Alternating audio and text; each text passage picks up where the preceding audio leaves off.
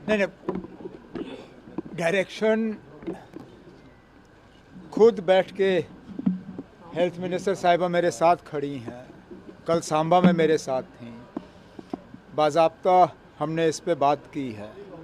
और जैसे मैंने कल सांबा में कहा, इन बच्चों को जैसे ऑर्डर आया है, इन्होंने नीट के एग्ज़ाम जो है पास कर लिए हैं, इनका मेरिट है, इनको अब एडजस्ट करना कानूनन हमारी ज़िम्मेवारी है।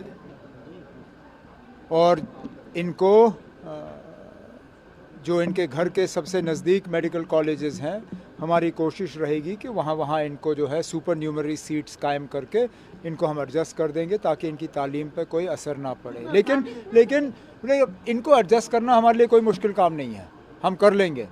लेकिन इस मेडिकल कॉलेज को बंद करके जो आगे जाके बच्चों के मुस्तकबिल के साथ खिलवाड़ हुआ है, उस पर भी हमें सोचना चाहिए।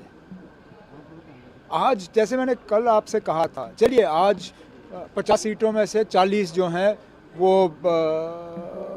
मुस्लिम बच्चे ले गए, जिस पे आपको एतराज़ हुआ।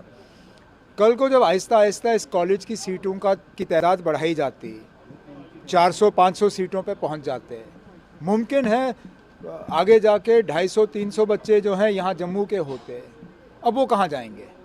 पूरे मुल्क में लोग मेडिकल कॉलेज के लिए तरसते हैं। हम ही एक जगह हैं जहां अच्छा खासा बना बनाया मेडिकल कॉलेज हमें मिला और हमने एहतजाज करके उसको बंद करा दिया।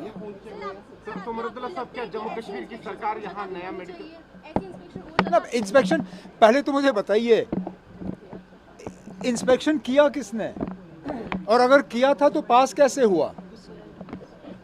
ये लोग जश्न मना रहे हैं, लेकिन आप लोग सवाल कर नहीं रहे हो। आपको पहले तो उस यूनिवर्सिटी के जो उनके जो ऑफिस बेरर्स हैं ऊपर से लेके नीचे तक, आपको उनसे पूछना चाहिए कि आखिरकार अगर आपने मेडिकल कॉलेज बनाया तो वो इंस्पेक्शन में पास क्यों नहीं हुआ? बीजेपी कहती है कि कोई स्टैंडर्ड जो है उसके मापदंड जो थे वो पूरे नहीं कर पा रही। फिर तो ये और अफसोस की बात है। इस यूनिवर्सिटी को हेड कौन करते हैं? यूनिवर्सिटी के चांसलर कौन हैं? कहीं ना कहीं आपको उनसे भी फिर सवाल करना चाहिए। मेरे यहाँ तो आप पहुँच जाते हो सवाल करने के लिए, ज़रा वहाँ भी डेरा जमा के सवाल करिए ना कि अगर आज बीजेपी इस बात पे खुश है कि यूनिवर्सिटी ने अपने स्टैंडर्ड्स मेंटेन नहीं किए, अगर स्टैंडर्ड्स मेंटेन नहीं किए तो इसके लिए कसूरवार कौन है और उनके खिलाफ कार्रवाई क्या की जाएगी?